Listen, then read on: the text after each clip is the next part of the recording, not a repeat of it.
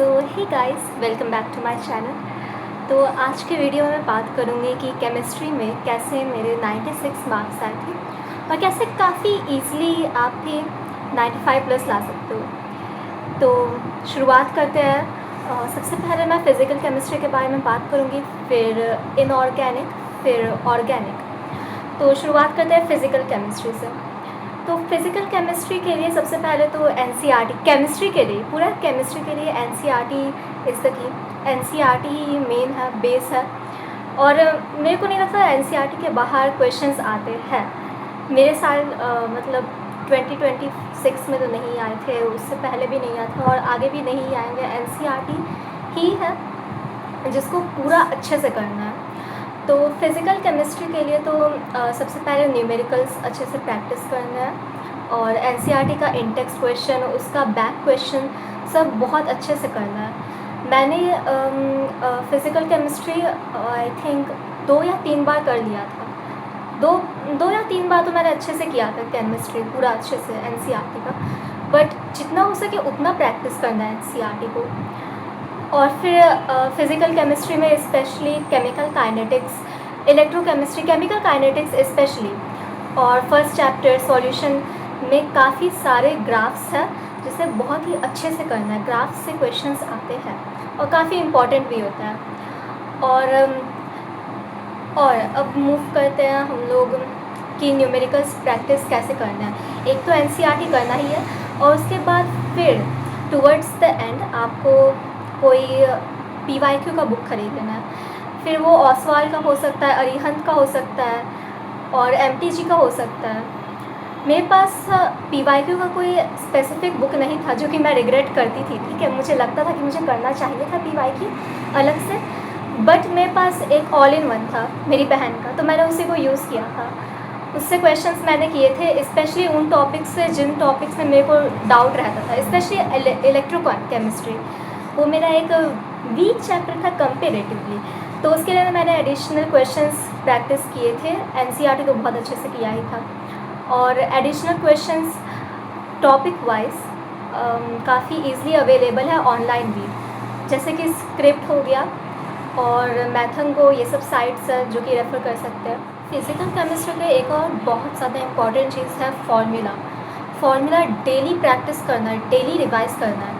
Formula एक white sheet में पूरा एक एक फार्मूला एक एक चैप्टर का अच्छे से नोट डाउन कर लेना और फिर उसको डेली रिवाइज करना। Most of the questions directly formula based ही होते हैं, केमिस्ट्री में सब फार्मूला बेस्ड ही होते हैं। फिर हम मूव करते हैं इनऑर्गेनिक केमिस्ट्री। इनऑर्गेनिक केमिस्ट्री के लिए भी अगेन एनसीईआरटी बिल्कुल अच्छे से करना है। एनसीईआरटी बहुत अच्छे से रीड करना है, उसमें बहुत सारे रिएक्शंस भी है, उनको बहुत अच्छे से याद करना है। जैसे DNF ब्लॉक था ना, उसमें बहुत सारे रिएक्शंस हैं जो कि याद करना है। बैलेंसिंग भी आनी चाहिए। और फिर एक कोऑर्डिनेशन कंपाउंड, एक कंपेरेटिवली बड़ा चैप्टर जिसमें मेरे को थोड़ा सा इनिशियली प्रॉब्लम हुआ था, तो इसके लिए मैं राहुल दूधी सर का क्लास करती थी, ऑनलाइन अवेलेबल है, यूट्यूब के लेक्चर्स मैं करती थी और काफ़ी हेल्प किया था मेरे को। एनसीईआरटी का बैक इंटेक्स्ट अच्छे से करना है। और अब मूव करते हैं हम लोग ऑर्गेनिक केमिस्ट्री में। तो ऑर्गेनिक केमिस्ट्री एक बहुत ही मेजर पोर्शन कवर करता है, बहुत मेजर पोर्शन। और इनिशियली तो इसमें प्रॉब्लम आती है, मैक्सिमम बच्चों को ऑर्गेनिक केमिस्ट्री में प्रॉब्लम आती है, मेरे को भी बहुत आता था, स्पेशली कन्वर्जन्स में।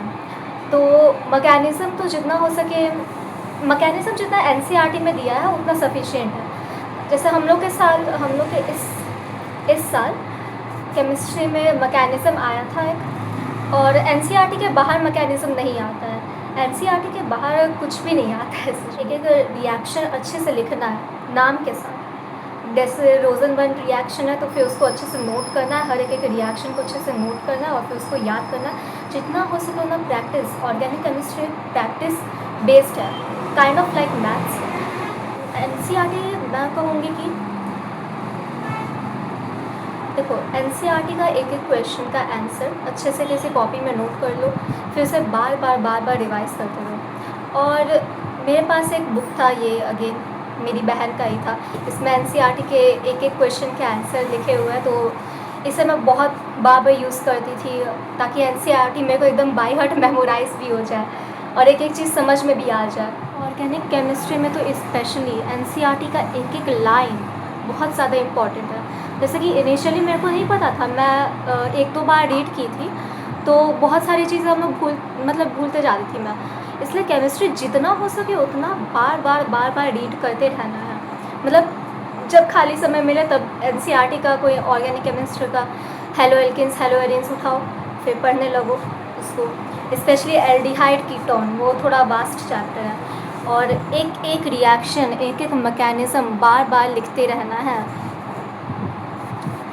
और एनसीईआरटी में कुछ ऐसे चीज़ें थी जो कि मेरे को समझ में नहीं आती थी, तो फिर मैं उसे अंडरलाइन करती थी और फिर अगेन चैट जीपीटी का या फिर गूगल का हेल्प कर लेती थी उसको थोड़ा डिटेल में समझने के लिए। क्योंकि एनसीईआरटी तो शुरुआत में रीड करेंगे तो फिर बहुत सारी चीज़ें वेग लगती है, थोड़ा अनक्लियर लगता है, तो उस चीज़ को जितना हो सके उतना अंडरलाइन करो, उतना उस चीज़ को फिर समझने का कोशिश करो।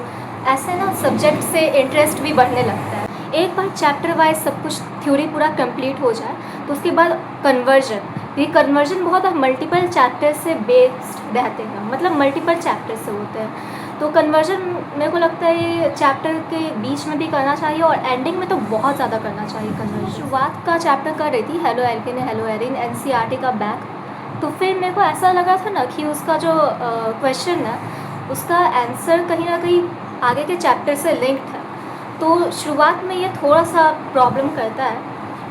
इसलिए सबसे ज़्यादा सही चीज़ है कि सिलेबस पहले कंप्लीट हो जाए तो फिर उसके बाद कन्वर्जन्स को बहुत अच्छे से पूरा प्रैक्टिस करना है। उसके लिए स्क्रिप्ट साइट का मैं यूज़ करती थी, मैं सर्च करती थी ऑर्गेनिक केमिस्ट्री कन्वर्जन्स क्लास 12, तो पूरा अच्छे से चार्ट आ जाता था, उसको पूरा अच्छे से मैं लिखती थी एक एक। कन्वर्जन प्रैक्टिस करने का मेरा दो तरीका था।